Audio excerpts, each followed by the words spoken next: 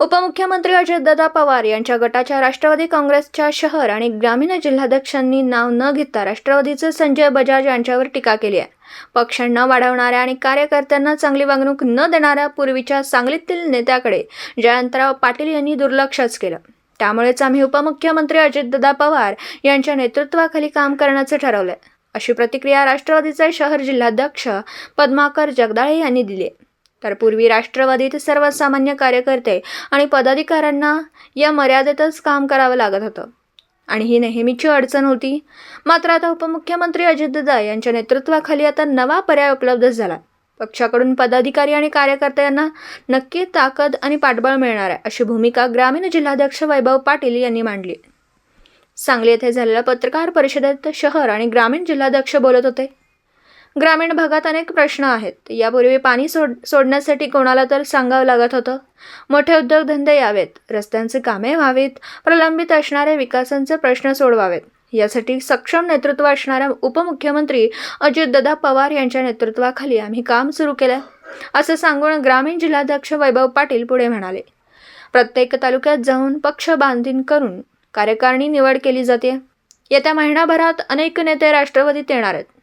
जिल्ह्यात सर्वत्र पक्षाची बांधणी सुरू असून निवडून येण्याची क्षमता असणाऱ्या नेत्याला विधानसभेची उमेदवारी मिळणार आहे, अशी माहितीही ग्रामीण जिल्हाध्यक्ष वैभव पाटील यांनी दिली। यावेळी माजी महापौर दिग्विजय सूर्यवंशी, माजी नगरसेवक अख्तर नायकवडी, अविनाश चौथे, ॲडव्होकेट अमित शिंदे हे उपस्थित होते। आमचं टार्गेट सांगली, मिरज आणि कुपवाड महापालिका निवडणुका हे असून प्रत्येक वॉर्डमध्ये पक्षाची बांधणी करणार आहोत। यापूर्वीच्या शहरातील अध्यक्षांनी पक्षवाढीसाठी कोणतेही प्रयत्न केले नाहीत। पक्षातील कार्यकर्त्यांना योग्य वागणूक सुद्धा दिली नाही। त्यामुळे स्थानिक पातळीवर पदाधिकारी आणि कार्यकर्त्यांच्या अस्वस्थता होती।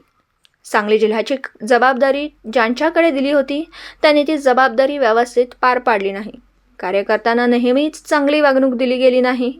माजी मंत्री जयंत पाटील यांनी उलट नेत्यांकडे दुर्लक्षच केलं।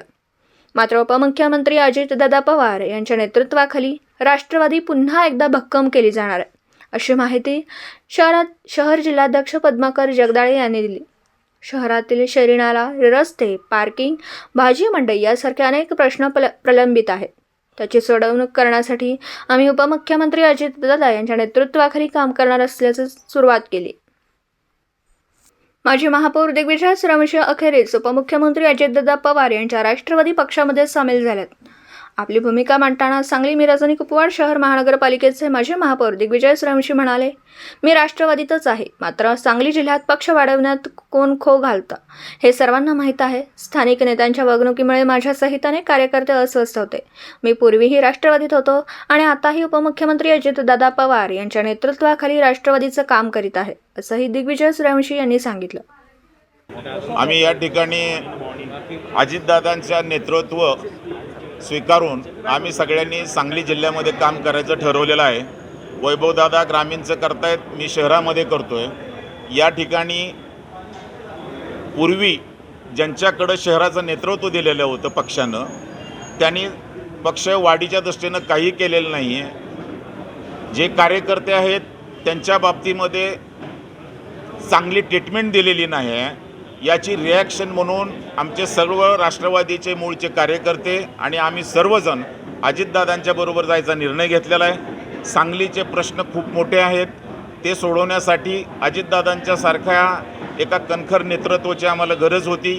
आमच्याकडं पाण्याचा प्रश्न आहे, शेरी नाल्याचा प्रश्न आहे, भाजी मंडईचा प्रश्न आहे, 100 फुटी रस्त्याचा प्रश्न आहे, अनेक असंख्य प्रश्न आहेत की हे सोडवण्यासाठी आता अजितदादाशिवाय पर्याय नाही असं आम्हाला वाटल्यामुळं आम्ही सगळ्यांनी अजितदादांचं नेतृत्व इथं स्वीकारलेलं आहे। आदरणीय अजितदादांच्या नेतृत्वाखाली आम्ही सर्वांनी राष्ट्रवादी काँग्रेसमध्ये काम करायचा निर्णय घेतलेला आहे। पक्ष संघटना बळकट करणे, या जिल्ह्यातील विविध प्रश्न संपवण्याच्या दृष्टिकोनातून हा निर्णय आम्ही सर्वांनी घेतलेला आहे। मला खात्री आहे येत्या नजीकच्या काळामध्ये जिल्ह्यामध्ये अनेक जण आदरणीय दादांच्या नेतृत्वाखाली काम करायला तयार होतील।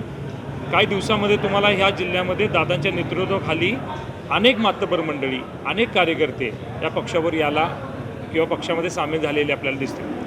दुष्काळी भागातल्या पाण्याचा प्रश्न असेल, युवकांच्या हाताला रोजगार मिळण्याचा प्रश्न असेल, अनेक काही विकास कामं या जिल्ह्यामध्ये प्रलंबित आहेत। किंबहुना त्याचा वेग वाढवण्याच्या दृष्टिकोनात विकास कामाचा हा अजितदादांच्या झंझावातच आम्हाला सर्वांना तो वाचवू शकतो, बळ देऊ शकतो.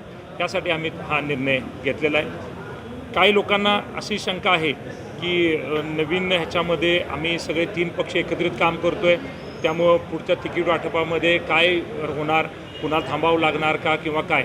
तर त्याच्यावरती आदरणीय दादांशी आमचे झालेल्या चर्चेनुसार इलेक्टिव्ह मेरिटवरतीच या सर्व विधानसभा आणि लोकसभेच्या जागांचं वाटप होईल असं स्वतः आम्हाला दादांनी सांगितलेलं आहे. त्यामुळे तीसुद्धा शंका कुणाच्या मनामध्ये असेल तर ती त्यांनी काढून टाकावी आणि मोकळ्या मनानं अजितदादांच्याबरोबर सगळ्यांनी काम करावं अशी भूमिका या निमित्तानं मी मांडतो. असं काय झालं की या अजितदादांच्या नेतृत्वाखाली काम करायचं का आधीचं काय आहे नेमकं?